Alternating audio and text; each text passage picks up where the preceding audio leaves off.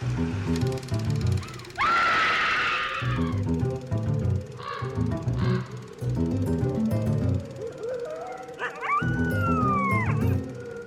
everyone, and welcome to Scream Scene, the horror movie podcast where we watch every horror movie ever made in chronological order and then we rank them from best to worst.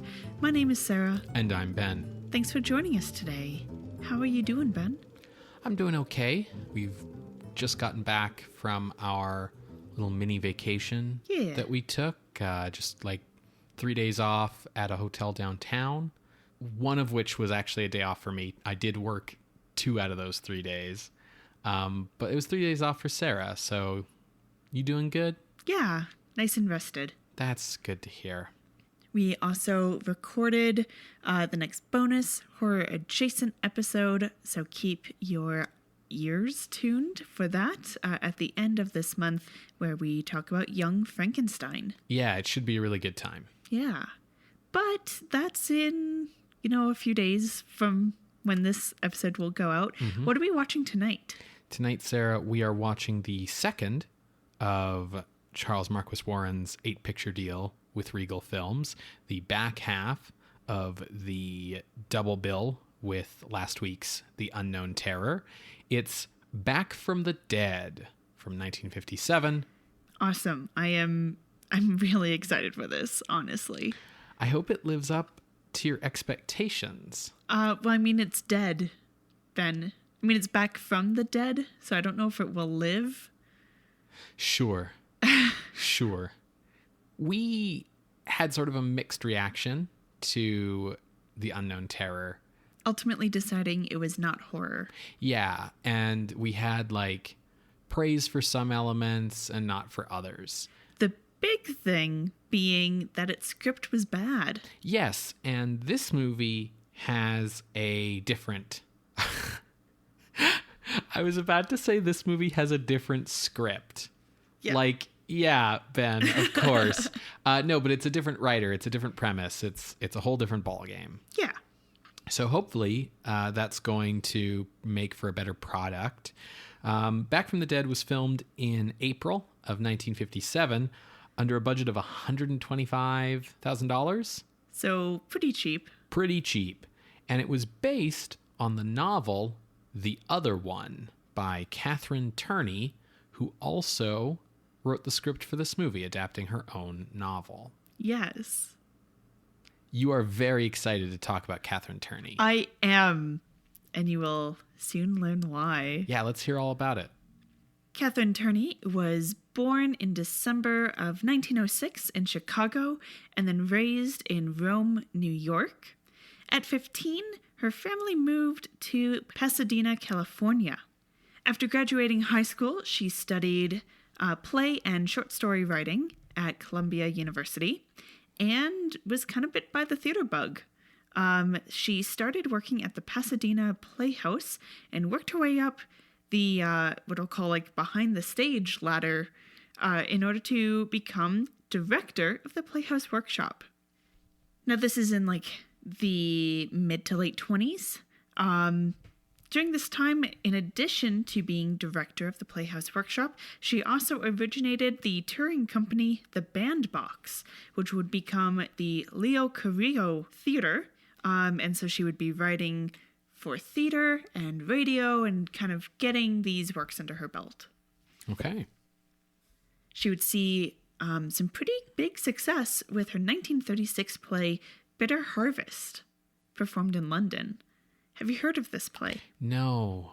Well, it's about Lord Byron and his forbidden love with his half-sister Augusta Leigh. Okay, yeah. So with the success of Bitter Harvest, it did really well, MGM reached out to her for her help in adapting Frank Molnar's play The Girl from Trieste into the film The Bride Wore Red in 1937. Okay. Her draft was given to Joe Mankiewicz. Okay, sure. To actually turn it fully into the movie. Mm-hmm. And that was her first exposure to film. Okay. Her next play would be 1939's My Dear Children. Okay. Have you heard of that? You have a face. Okay. So it was on Broadway and was a big success because it starred John Barrymore. Oh, sure. Yeah. And it would have gone on for a very long time, but he got tired of doing it, so he went back to doing film. Yeah, well, by when did you say this was? 39. Yeah, John Barrymore was like kind of past his prime a little bit. A little old. Catherine Turney continued working at the Pasadena Playhouse until one fateful day when she earned herself a full contract writing at Warner Brothers in 1943. Okay, cool. Now, this contract puts Catherine Turney on a list of being one of the very first women to be hired on contract at Warner Brothers. Sure, yeah.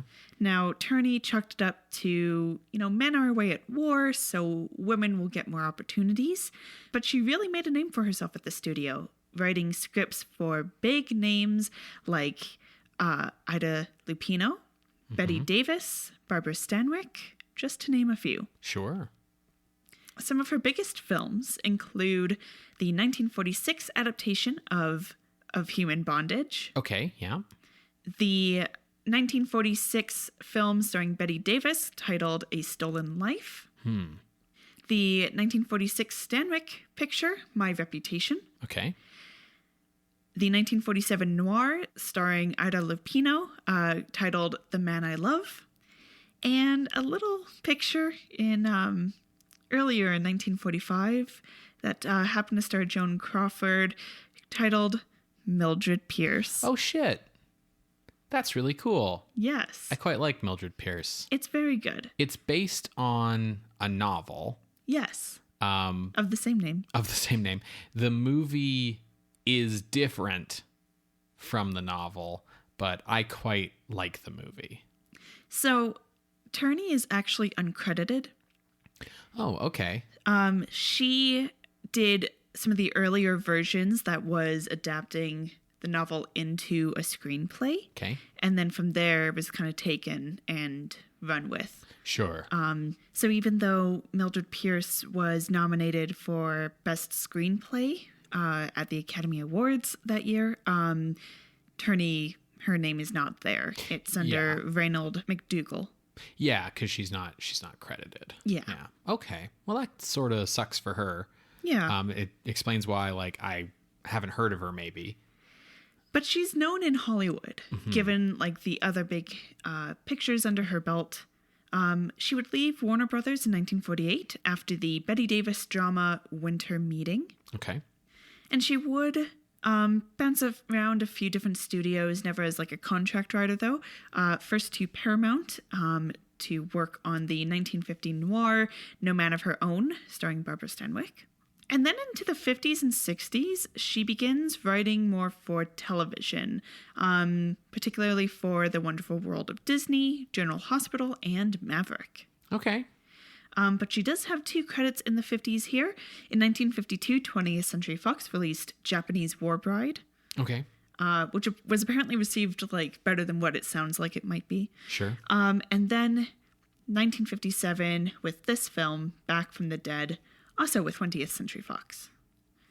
After the 60s, she would still write for television here and there, but she really started to focus on writing historical romance novels as well as biographies of all things. Her most recognized biography is from 1972 about Elizabeth Medora Leigh, who is Lord Byron's daughter with his half-sister Augusta Leigh. So, okay. So, bit of a through line in the career there. Was she the one who invented computers, or is that a different daughter of Lord Byron's? That's a different daughter. Okay. That's Ada Lovelace. Catherine Turney would die in September 1998 at age 92 in California. Good long run. Now, her novel, the other one, would also be published under the title Possessed, which gives you an idea of what it's about. And it was published in 1955. Okay. So because into the 50s and 60s, she's mainly focused on television, I feel like it kind of makes sense that she would just kind of adapt her own novel into this dashed off script for this B movie. Yeah, I mean, her career seems to have followed like a very similar arc of a lot of Hollywood professionals of the golden age who maybe weren't like regularly working on the big prestige pictures, but were kind of regularly working on all the other movies that sort of fill out the year. And as those kind of like slate filling movies stopped being made in the 50s, because they were replaced by television, we've seen a lot of those professionals move their careers over to television with the odd like B movie here and there. So that's totally consistent. Absolutely. Now the novel follows sisters Katie and Miranda. They grew up as orphans. Now that they are in their 20s, Katie is incredibly excited when Miranda falls in love and marries a man named Dick. Post-wedding, though, Miranda seems to grow really distant and just very, unlike herself. Out of the blue, Miranda sends Katie a letter saying, hey, come join us at the cottage out in Carmel, which is a seaside city in California. And Katie's like, yeah, absolutely. But she finds that Miranda is very tense. Again, still not really like herself. And it seems to get worse as Miranda realizes that she is pregnant. Then, during that vacation, Miranda has a seizure and a miscarriage. When she wakes up, she seems to have a totally different personality and is insistent that Dick, A, had a first wife, and B, that first wife is named Felicia and died by drowning here exactly 6 years ago. Now, Katie's like trying to take care of her sister, and Miranda's like, no, I am Felicia. And takes Katie to Felicia's parents, Mr. and Mrs. Bradley, and again, increasingly makes it clear that Miranda is possessed by Felicia. Things getting further tense and mysterious when Katie learns that Mrs. Bradley is interested in the occult and seances, and there's like local cult activity, and Katie has to save her sister from this possession. Neat. Right? Sounds really dope. So I'm really excited for this. It sounds kind of like a mix of like a 1950s Hereditary with a little bit of like The Omen. Okay. I don't know, man, but I'm into it. Okay, well, let's see how the movie does. Okay. We should temper our expectations given last week's movie. Okay. Fair enough. But, maybe it'll be a pleasant surprise. In the lead role of the film, playing, I think in the movie she's called Mandy, but like Miranda / Felicia, is actress Peggie Castle, who was born Peggy Blair in 1927 in Appalachia, Virginia. She changed her name when she signed with Universal International in 1947 due to there already being a Peggy Blair on contract. She was quickly dubbed Miss Cheesecake by the media and appeared in a number of films through the late 40s into the early 50s, sort of typecast in the role of the other woman. Oh, okay. The bad girl who your husband's having an affair with kind of type. Earlier, in 1957, she appeared as the female lead in Burt I. Gordon's Giant Locusts movie, Beginning of the End, where she co-starred with Peter Graves of Biography fame. From 1959 to 1962, she portrayed the saloon owner Lily on the TV series Lawman, which was a Western, where she got to show off her singing talents. Okay. Yeah. Unfortunately, Castle had a pretty difficult private life. She had 4 marriages, the longest lasting of which was from 1955 to 1969, which was her third, which produced a daughter. All of her other marriages were like 5 years or less. Her fourth husband died in April of 1973 after they'd been married for 2-3 years, and she followed suit in August at age 45. She had been an alcoholic throughout her adult life, and her third husband found her dead on her couch in her Hollywood apartment, the cause of death being cirrhosis. Damn. Yeah. Our male lead here, playing Dick, is Arthur Franz, who we last saw as the helpful astronomer in Invaders from Mars. Ah, yes. Also featured in the role of Katie, the sister, is actress Marsha Hunt, who at age 103 is the oldest living actor to have worked in the golden age of Hollywood. Oh, wow. So is she still around then? Yes, so she's still alive. Wow. Yeah, because Vivian Leigh passed away lately. Hunt was born in Chicago in 1917, and while her parents wanted her to go to college, she wanted to be an actress, so she began a modeling career, becoming one of the highest paid models of 1935. At age 17, she signed a 7-year contract with Paramount, who tried her out in ingenue parts for like 3 years before terminating her contract. Oh. She struggled for a few years, playing in like PRC and Monogram kind of movies, Republic Pictures stuff.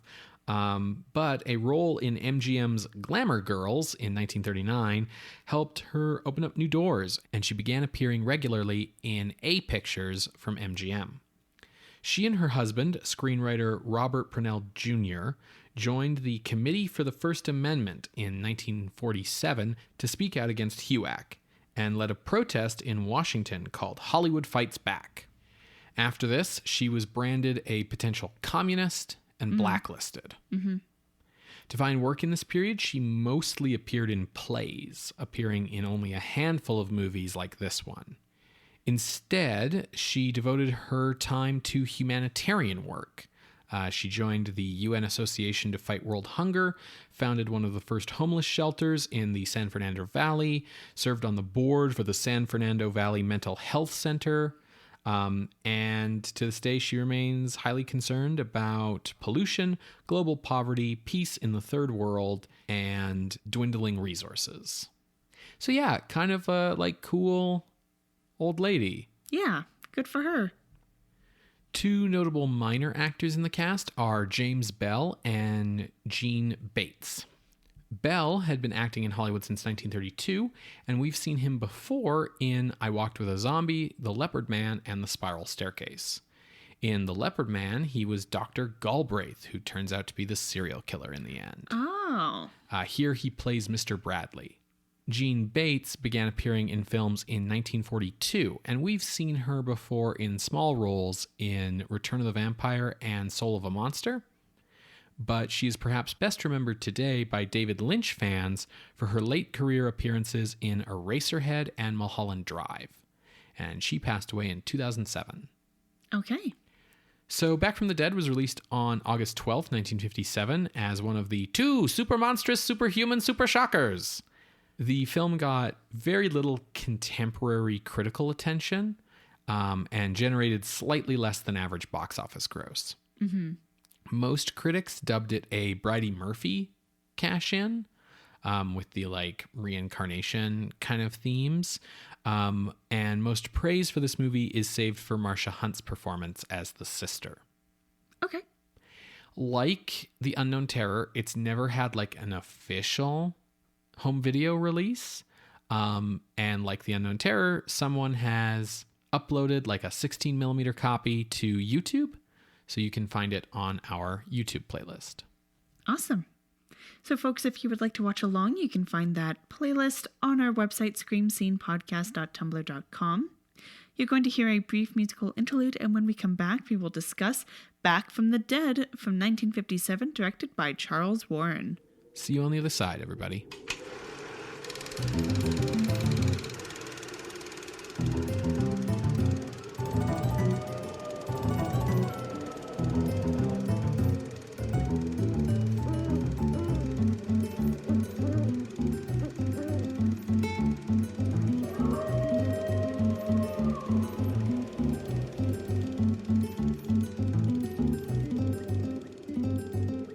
Welcome back, everyone, to Scream Scene. We just finished watching Back from the Dead from 1957, directed by Charles Marquis Warren. Sarah, what did you think of this movie? You were really looking forward to this. I was, and it did not disappoint, as the plot of the film follows pretty much what I understand that the novel does. So yeah, I quite enjoyed this. What about you? I thought this was actually quite good. Yes. It's a shame that no one's produced a decent home video release, because most of the flaws I had in my experience of the movie were clearly from the battered state of the print, which has poor sound, cropped picture, and very jumpy editing. Yeah, it was a little hard to see what was going on. Luckily someone would turn on a lamp about halfway through the scene, so it'd be like, oh, okay, thanks. Now I know what's going on. I agree with the jumpy editing. That might just be a case of the lower budget. It also might be if this is a really old print, it might be something where you had to cut out frames that were damaged. And given that this is a print from somewhere and not a pristine negative, stuff got cut out by exhibitors at theaters being this scene's too long, and oh, and this, you can't show a scene like that in this state. Sure. Or whatever. So there's a bunch of reasons why the editing could be jumpy, and I'm not going to blame them on the movie. Okay. Well, let me give the rundown. So like I said, it follows pretty much the same as the book. When we open, it opens with a human sacrifice and some female voiceover saying there's such things in America as satanic cults who believe in the devil. And the voiceover switches from what sounds like someone who's I never believed that this would happen in my backyard, to someone who's in the midst of it and is but you'll never be rid of me, which is interesting. The voiceover of "You'll Never Be Rid of Me," we see echo throughout the cliffs of California until we see Mandy, a woman who is on vacation with her husband Dick and her sister Kate. Now Mandy is haunted by these voices. She's said that, since we came to vacation here, I'm hearing these things, and the doctor thinks it's just because I'm pregnant and I'm a woman. Dick doesn't believe me, but now I'm telling you, Kate, my sister. The other kind of strange thing going on here, now Dick owns a condo here, a house here, but he hasn't been back for about 6 years, and he doesn't really know why he just wanted to come back here. He says he was drawn back here without really knowing why, as well as playing certain music that Mandy actually kind of hates. And I don't blame her.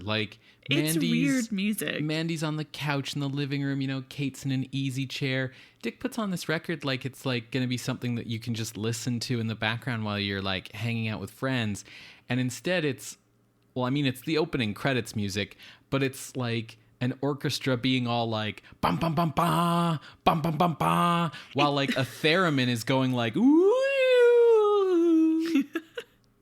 It's you want some easy lounge listening music as you hang out with your friends, the first time seeing them since the pandemic. Right. And you put on Rites of Spring. Yeah, exactly. That's exactly what it's like.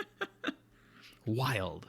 And Mandy's Dick, please, I really don't want this music. And he's you'll listen to it.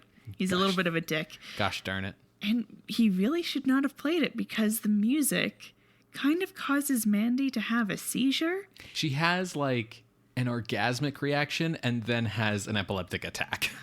Now they call the doctor, and in addition to this seizure, she unfortunately miscarried the baby, which I was really unsure how the movie was going to handle that part of the novel, but they handle it well.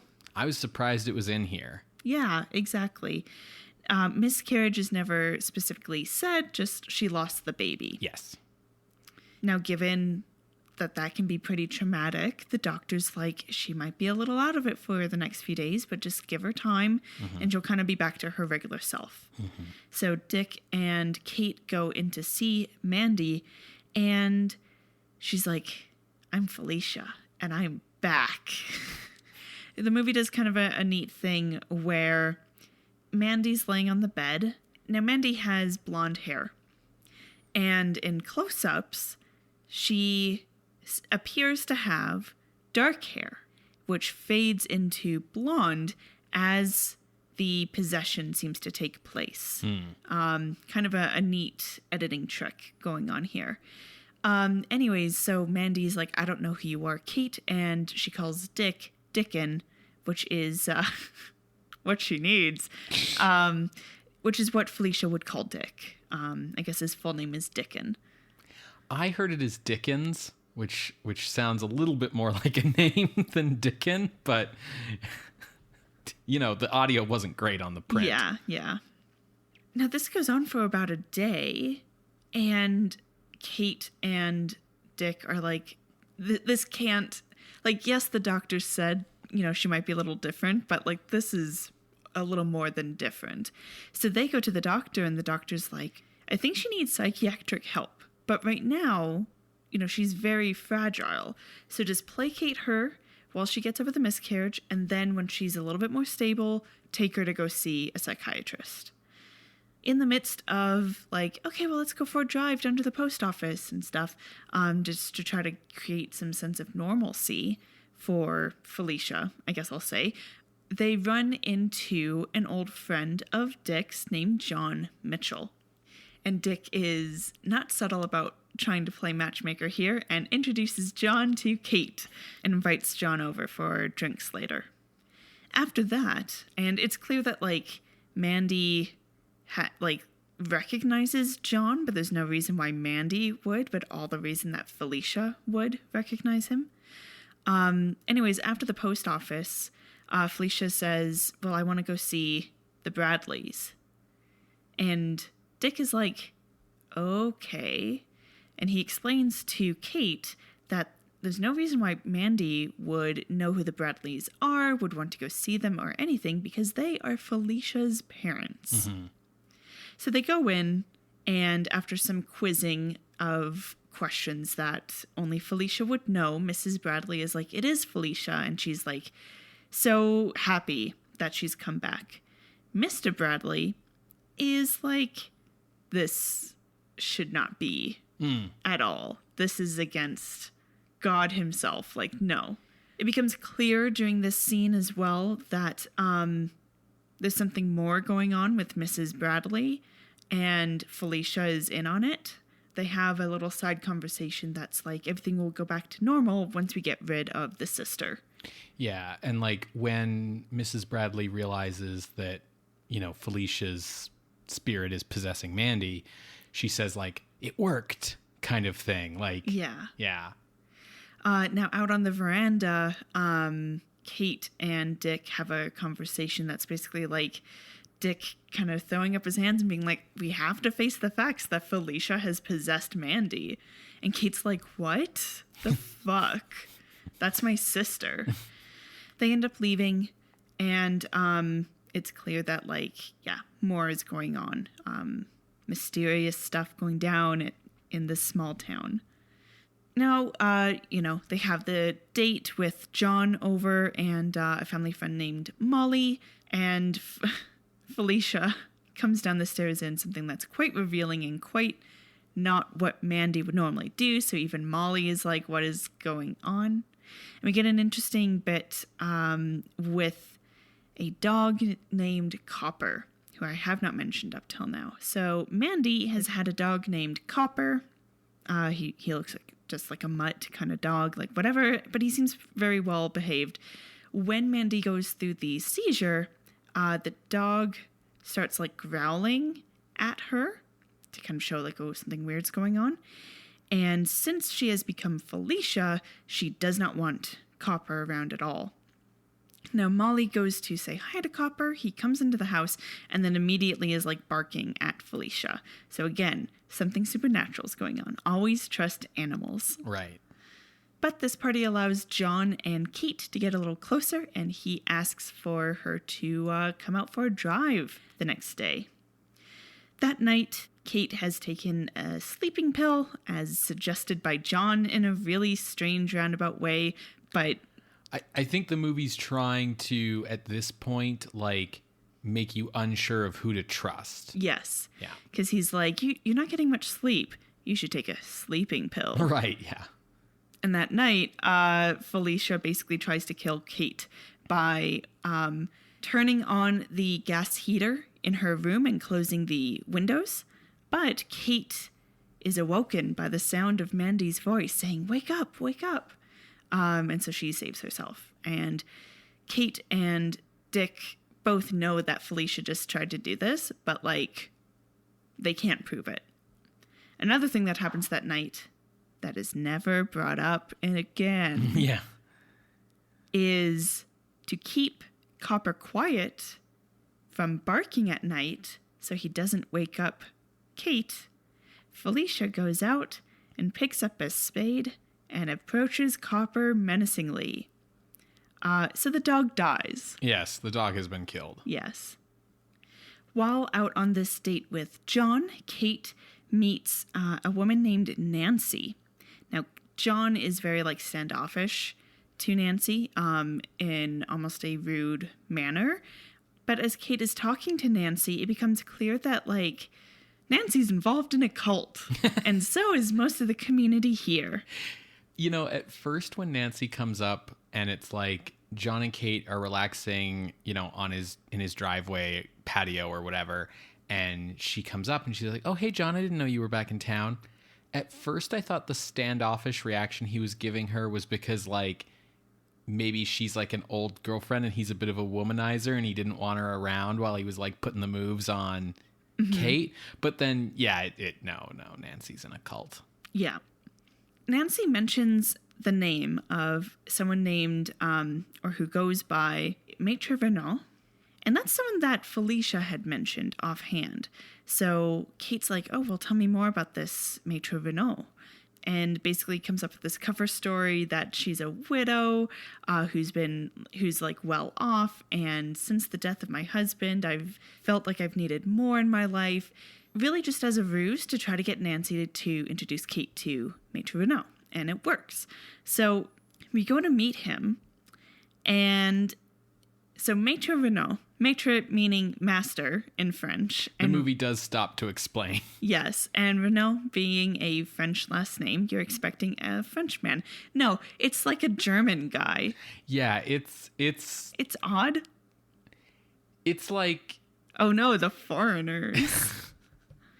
He has like a very kind of menacing German feel about him, you know? Yeah. Now he knows exactly who Kate is, and she's like, "Okay, well, then you know that Felicia is possessing my sister Mandy, and it's Mrs. Bradley who's doing all this." And Renaud is like, "Mrs. Bradley, she did things without my permission," or something along those lines. Mm-hmm. And so he's clearly mad about that. And he's like, "Well, I'll help you get your sister back, but you have to do everything exactly as I say." Mm-hmm. And she's like, "Okay, I'll be back tomorrow night." After she leaves, Renaud is like, "I knew Felicia would come back to me." Yeah, it's clear that he's like trying to play Kate. Exactly. Not placate her, but just play her. Her name is Kate. Yes. But then Kate gets a call from Mr. Bradley asking her to come over because Mrs. Bradley is out of the house. And in that meeting, he's like, "Look, Mrs. Bradley is into the occult. She got into it because of Felicia. Felicia can't be trusted, and Renaud can't be trusted either. If he's saying he's going to help you, it's to serve his own ends. Don't trust him. I will help you. I'm on your side because I believe in God." Yes. And Kate's like, "Okay, I believe you." But she has to head out pretty quick because Mrs. Bradley has arrived. Now, Kate doesn't go out through, like, the back door. She goes out through the front door and meets Mrs. Bradley in the foyer. And Mrs. Bradley's like, oh, I know why you're here. You can't stop us. And Kate's like, I'm not afraid of you. Mrs. Bradley retorts, well, you don't know what we can do. We can harm you and they won't even know it was us. She would tell her and your little dog too if Felicia hadn't already taken care of that. Yes. But Kate's like, I'm not afraid. And then leaves and drives back home. Now it's clear, if you put the dots together, that Mrs. Bradley is doing some witchcraft to cause physical pain to Kate as she is driving home. She is in pain as she parks very erratically and gets into the house and is in serious pain. John sees that the car has been parked pretty strangely as he's walking by, and he enters the house and he helps Kate. And just him being there seems to kind of help alleviate what's going on. And she's like, no, I can't really tell you what's going on because it's occult stuff. And he's like, no, you can tell me. And Kate's like, no, you'll just say that everyone's conspiring against us and Felicia's actually alive. Something like that. And John's like, no, I know Felicia's dead. It's my fault. And you're like, what? Turns out Felicia was a bit of a flirt and had enough charm to kind of go after every boy in town, even as she was married to Dick. And this is when John had met her. Now Felicia goes after John, and he's like, no, you're married to my best friend. What the fuck? They're at a party, and Felicia and Dick have a fight. And they each kind of go their own separate ways. As John is driving home, he hears that Felicia's in the back seat, kind of laughing and wanting to play a trick on him a bit. She hops into the front seat and he, according to him, is telling her all the worst things in the book to try to be get out of my car, stop trying to do this, leave me alone. So he pulls over on the side of the road near a cliff over the sea. Kicks her out, and she's like, well, fine, I guess I'll just go kill myself.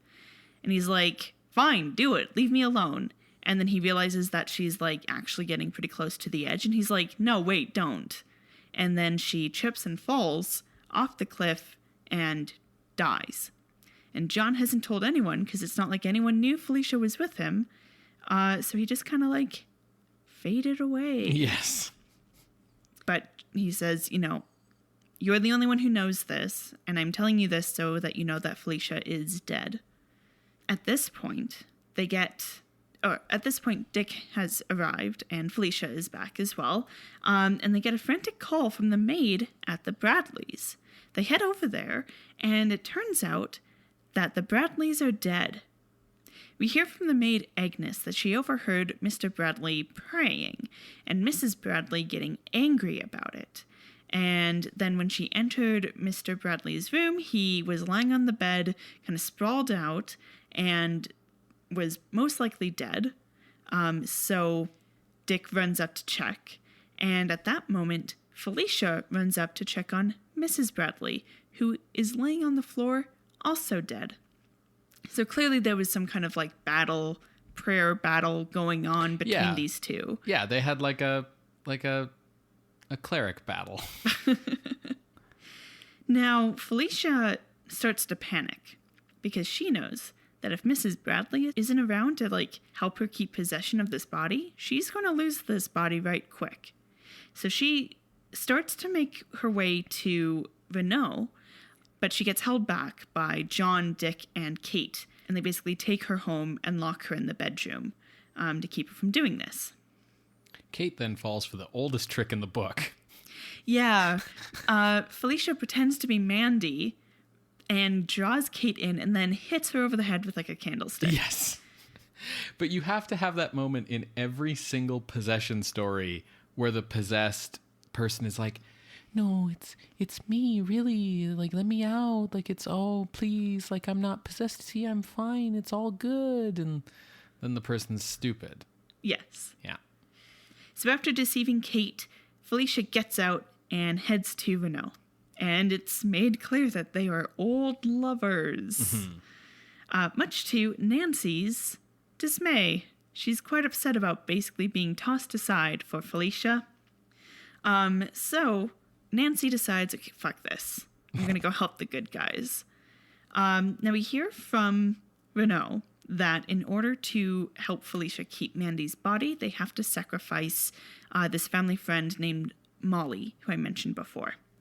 Like I said, Nancy, who is now jilted, goes to Kate, John, and Dick and brings them to the house where Felicia and Renaud are about to sacrifice Molly, to the point where like they have the knife raised above her body. They're also like, they have like a sacrifice room in this house, I guess, because it's like a pitch black room with like a window over the altar where they've got like the body spread out, and they're in like black hooded cloaks with like gnarly looking daggers, as if they're like from a Frank Frazetta painting for a Conan novel. Like this is a full-on cult. They are not half-assing about the cult stuff here, you know? Yeah.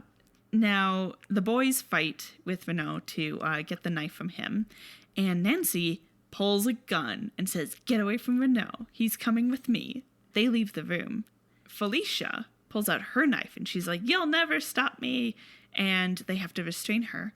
Suddenly, they hear a shot ring out from the other room, and John runs out. Nancy shot Renaud. Yeah, and she looks like she's from the cover of like a pulp noir novel as she stands over him with the gun in her hand. Yeah, and she says something like, "I'll say that it was all him," just to kind of keep Felicia / Mandy in the clear. Right. Now, with Renaud dead, Felicia has a seizure and seems to revert a little bit back to Mandy. Next thing we know, we cut to Mandy recuperating in bed, kind of still unconscious, and everyone's like really concerned. Kate, who definitely has a concussion and definitely should go to the hospital, is refusing to until she knows her sister's okay. And then Mandy slowly awakes and says, like, "I dreamt I was like alone and cold and like someplace else, and I don't remember anything. What's going on?" And Kate leaves the room kind of like broken up about all this and mentions to John, well, if she doesn't remember anything, let's keep it that way. Right. And that's the end. I will just say, because it was a moment I really liked, at the end of the movie, when Mandy wakes up and she's like, "Oh, the last thing I remember, I fell asleep on the couch." She kind of looks around, clocks that she's in a hospital, and goes, "I lost the baby, didn't I?" Mm-hmm. And Dick's like, "Yeah." And she's like, "Well, it's going to be okay, Dick, like as long as we're together." And I really liked that. Yeah. It was really nice. And I liked that Dick didn't try to like soft pedal that she lost the baby. Like, we can argue whether it's a good idea or not to keep Mandy in the dark about being possessed by his dead ex-wife that she didn't know existed. But like, I can see where Kate's coming from on that. But I'm glad that they didn't try to like, I don't know, soft pedal the miscarriage. Mm-hmm. So I really liked that moment. I also really liked when Kate says like, she must never know what happened to her. She must never know the truth. Yeah. And John says, will anyone yes. know the truth about Felicia? Yeah. Like, will anyone know the truth of what really happened kind of thing? Yeah, it's a good little moment. So I think that this is like a pretty awesome female-led film. Yeah, Kate's a really great character for a movie of this vintage. Yeah, I really liked her. I like that she has that moment facing off with Mrs. Bradley. Yeah. That was neat.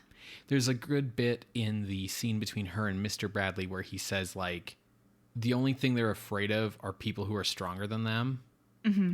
And Kate really, like, uses that for the rest of the movie. Kate's a really good, strong character. You know, it is like, ultimately, Renault's the bad guy. But, like, for a good portion of the film, like, Mrs. Bradley's the bad guy, which is really cool. Felicia's one of the bad guys. So it's a very, like, woman-dominated movie. And a lot of that makes sense in terms of being a movie about, like, a satanic cult. Mm-hmm. Because, like, a lot of those kind of, like, occult societies in, like, the 20th and even going into, like, the 19th centuries were a lot of, like, charming men preying on like rich, lonely women for both money and sex. Sure. And so it feels very like real, that like it's a bunch of housewives in a community. The thing I also really liked about Kate was that there are a lot of like 1950s movie moments where John and Dick will be like, quick, we must spring into action to do the thing. Kate, you stay here. And Kate's like, fuck no, and just goes with them. I quite liked that. Yeah, she finds a way to stay involved, even as there are times where this film gets held back by the conventions of, well, the guys have to jump into action. Mm-hmm. I feel like this movie is fighting against that as much as possible, like with Nancy pulling out the gun and stuff like that.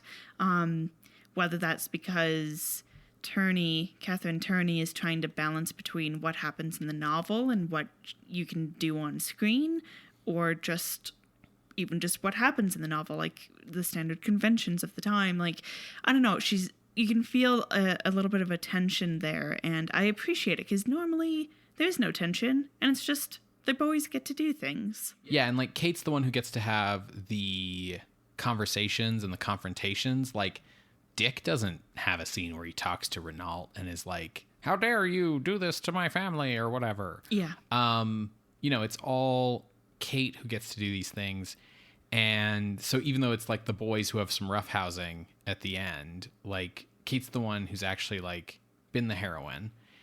And it was really interesting seeing a horror movie directed like so explicitly at women. Mm-hmm. Like with a female audience in mind, I think.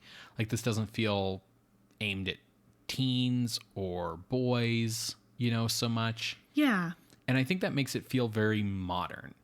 Like, the thing that struck me the most about this movie, like, before we watched it, you were like, yeah, it sounds like a Hereditary meets The Omen kind of thing.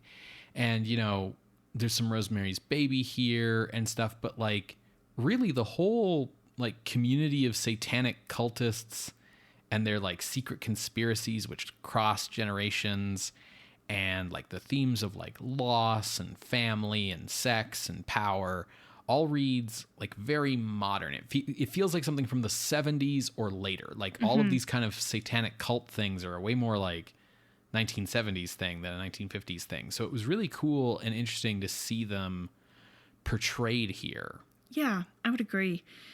I will say that Renault was a letdown. In what way? Well, I think part of it just felt like, because he has a German accent, it was just like, yes, a foreigner. Right. Is like behind it all. Right. It also kind of felt like, I don't know, maybe it was because of the budget, but like once he's defeated, I guess the cult's over now. Like, right. Yeah. It was a little unclear what the deal with the cult was and like how their magic powers work and what exactly they're doing. I think part of that is code stuff. Like, I don't think in 1957 you would really be allowed to be like, they worship Satan and the way they do that is through these methods. Yeah. But I kind of like that the cult is like vague and ambiguous, because it keeps them mysterious and it keeps them like weird and like something you don't quite understand, which makes them more threatening.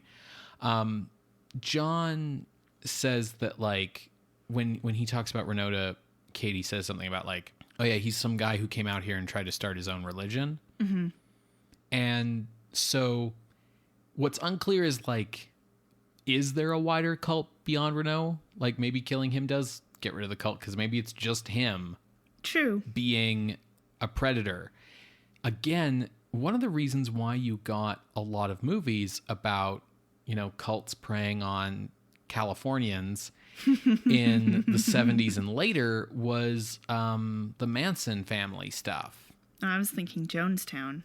Well, that was even a little later. Yeah. But like, this is pre both of those things. Yes. The closest thing to something even remotely similar to this by the late 50s would maybe be like Dianetics, which was L. Ron Hubbard's thing. I don't know if it was quite Scientology yet by 57. But yeah, it just feels like very modern. Renault what I liked about him is that the actor, who I don't know anything about, like he's just somebody, but the actor had like enough screen presence and charisma that you could buy that people would follow him. But, you know, he gets shot because he's just some guy. Yeah. He's just a dude, you know? Yeah, he's like, Nancy, what are you gonna do? I'm gonna go with Felicia. What you gonna do? And she kills him. Yeah, and Nancy's like, I have a gun. Like, take that, Voldemort. What you gonna do? Yeah, exactly. Very, very much so. The other way that I was kind of let down with this movie is, again, I feel like it's not really a fault of it, but more of the code. But, like, you don't really get to see much. No, but what they put in here is still, like, this movie has some pretty surprising moments of darkness. Yeah. Like, the miscarriage, like, as you say, they never say the word, but, like, it's here in the movie. Like, you don't have to read between the lines. Yeah.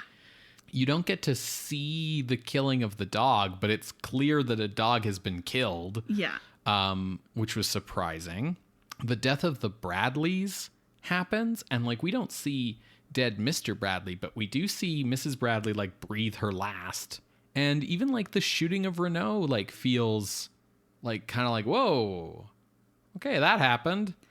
Yeah, I mean, but like the shooting and even the Bradleys all happens off screen. Yes. So it just felt like so it's like two sides of the same coin. On the one hand, mysterious, like we don't have control over anything to the point where we don't even know what is fully going on. We don't get to see what's fully going on.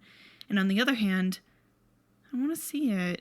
Right. Let me see it. Right. It's a movie. Let me see it. Yeah, for sure. I think it's worth noting that these things are even just in here. Yeah. Like, when was the last time we saw like an elderly married couple kill each other in like a prayer battle? Yeah. That's fucking wild. Like, this is a movie from 1957. Like, of course they don't want to show you the old man and his wife kill each other with God magic. Like, that's wild. So I think these things are handled pretty well for a movie of this vintage, but coming back to the like modern feel of it all, definitely if we were in the 70s, like we'd see a bit more of what's going on, right? Yeah, for sure. The performances here aren't like Oscar worthy, but I feel like they're good enough to support the material. I think so. Yeah. Like Marsha Hunt's pretty good as Kate. Peggie Castle does like a good job of expressing Felicia's ice cold kind of deal. Yeah. It's really clear that something's wrong, like immediately.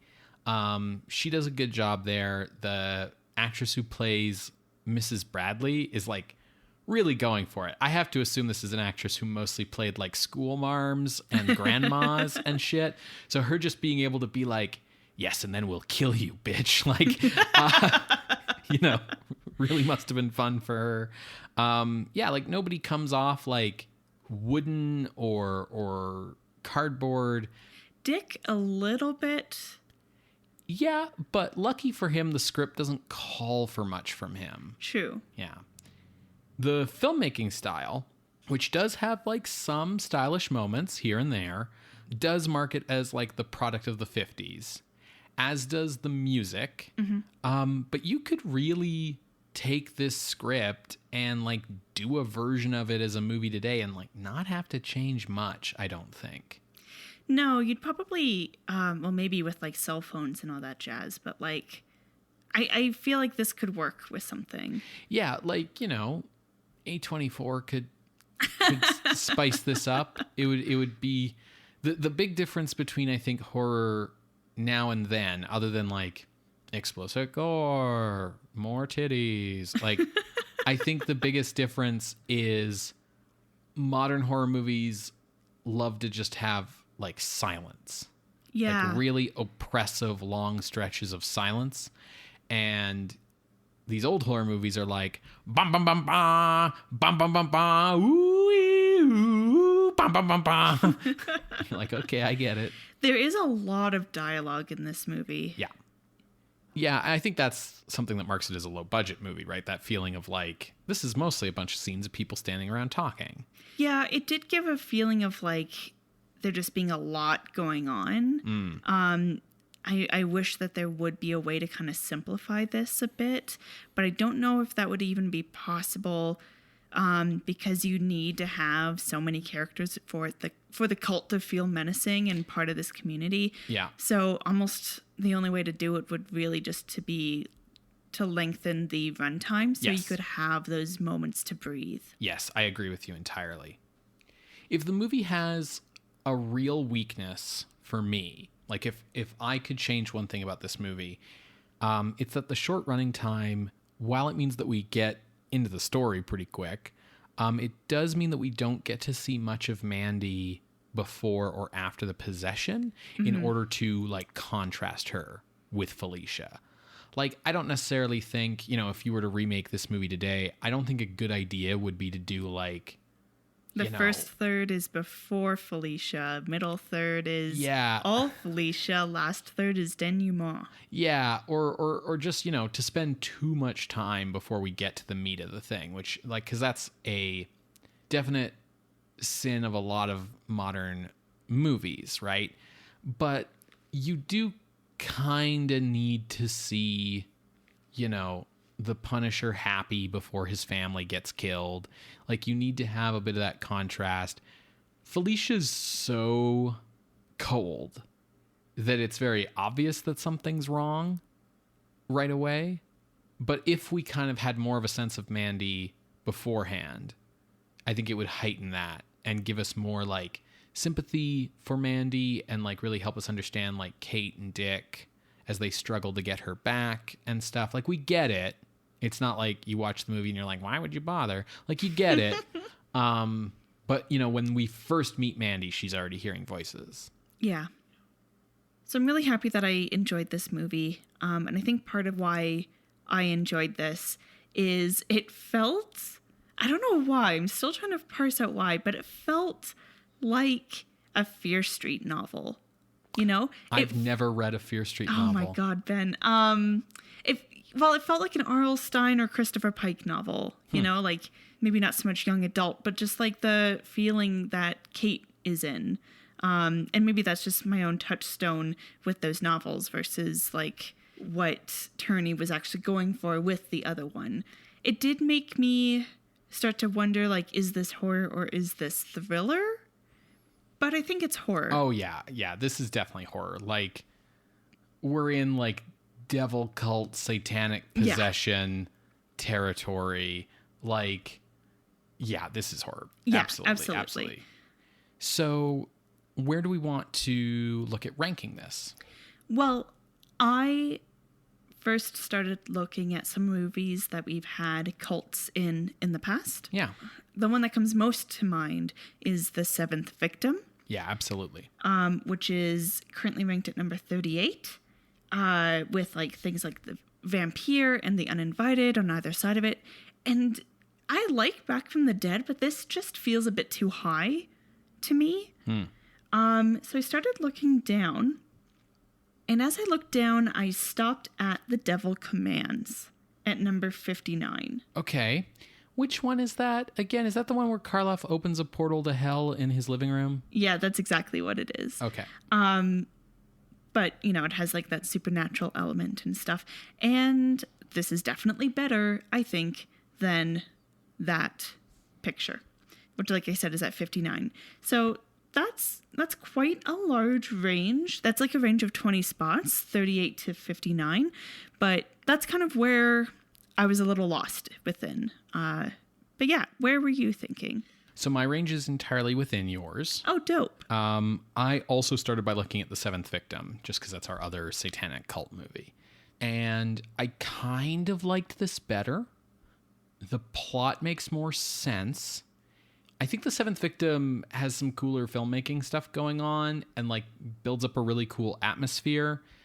And it, helps that Val Lewton and his team was better at like kind of stretching their budgets. But I feel like the cult in this movie feels more menacing. Mm-hmm. Because the cult in Seventh Victim is just being like, hey, drink this poison. Drink it. Yeah, and they don't have confirmed supernatural powers. Like, they're actually just like a bunch of like bored, like rich people in New York. They're like a book club that decided it would be cool to get into Satan. And a lot of it is just that they're preying on someone with like mental health issues. Yeah. Right? And it's a very effective movie, The Seventh Victim. But I liked the cult in this. I liked the satanic element. I really liked Mrs. Bradley as a villain.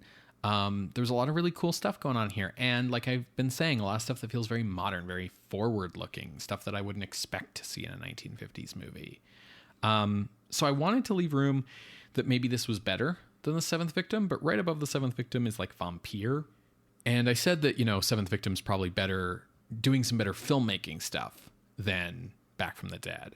And, Back from the Dead is interesting enough that I could bump it above. But Vampire is kind of where it's like, those guys are definitely doing better filmmaking stuff than you and like doing more cool, neat things. So no, I'm not putting this above Vampire. Looking below The Seventh Victim, there's The Uninvited, there's The White Reindeer, there's House of Wax, like really strong stuff. And the question basically is, because The Uninvited and White Reindeer do have better filmmaking, do have better like atmosphere building. Even if I really like the story in Back from the Dead quite a lot and a lot of the like story elements that it has. So it becomes this like push-pull of like, how much do you award to craft versus content, I guess you could say. But then I stopped at 43. I Was a Teenage Werewolf. And I like Back from the Dead better. I Was a Teenage Werewolf is iconic for its 50s pop culture place. But like the story don't make no fucking sense. Like, why the fuck is Michael Landon turning into a werewolf? Why does that scientist want to turn him into a werewolf? How does it have to do with helping humanity survive nuclear war? Why does he transform? What's the trigger? What's his psychology? Like, none of that movie makes any fucking sense. And it's very like basic bitch in terms of what it's doing. So I think Back from the Dead is better than I Was a Teenage Werewolf, which made my range 38 to 43. Well, I'm going to suggest something to you. Okie dokie. What about above I Was a Teen Werewolf and below The Queen of Spades at number 42? Yeah, I think that's totally fair. Cool. My reasoning for this is like, I agree it's better than Teen Werewolf, but the stuff going on in Queen of Spades, House of Wax, White Reindeer, I think it's a step above what Back from the Dead is able to achieve with its budget. Yeah, those are just better movies. Yeah. Yeah. Cool. All right, so entering the list at the new number 43 is Back from the Dead from 1957, directed by Charles Marquis Warren. If you would like to see this list, you can go to our website, screamscenepodcast.tumblr.com. There you can find links to the other episodes that we have mentioned today, as well as our appeals box. If you would like to contest this or any other ranking, you can drop us a line through our Ask box on Tumblr. You can reach out over email at screamscenepodcast@gmail.com or over Twitter @_screamscene. Scream Scene updates every Wednesday on Apple Podcasts, Google Podcasts, SoundCloud, and Spotify. Subscribe to us through our RSS feed. Help the show out by leaving a rating or a review. Tell a friend about us. Or, if you feel comfortable and have the means, you can support us financially by heading on over to patreon.com/Scream Scene Podcast. Money that we get from patrons helps us, take the time to do the research that we do, record these episodes, pay our hosting fees, and it also incentivizes us for all of the cool rewards that patrons get. At the $1 a month level, you get thanked on the show. $5 a month gets you access to regular bonus audio. $10 a month, regular bonus writings, including Sarah's Gothic retrospective series, which is currently ongoing. And of course, you get everything that the lower tiers get when you do a higher tier, obviously. Thanks to our patrons, we are now doing our monthly horror-adjacent bonus episodes. As we mentioned at the top of the show, our newest one coming up is Young Frankenstein, which I know a lot of people have wanted to hear us talk about that movie for a long time. So if you want to be a part of all that and get access to all that cool bonus stuff and, show us just how much you support us, head on over to patreon.com/Scream Scene Podcast. So, Ben, what are we watching next week? Well, Sarah, our next movie is one that I know nearly nothing about other than that it's got a monster from Paul Blaisdell in it. It's called From Hell It Came. I take it is the monster? I would assume so, yes. Yeah. All right. Well, we will see you then, creatures of the night. Bye. Bye.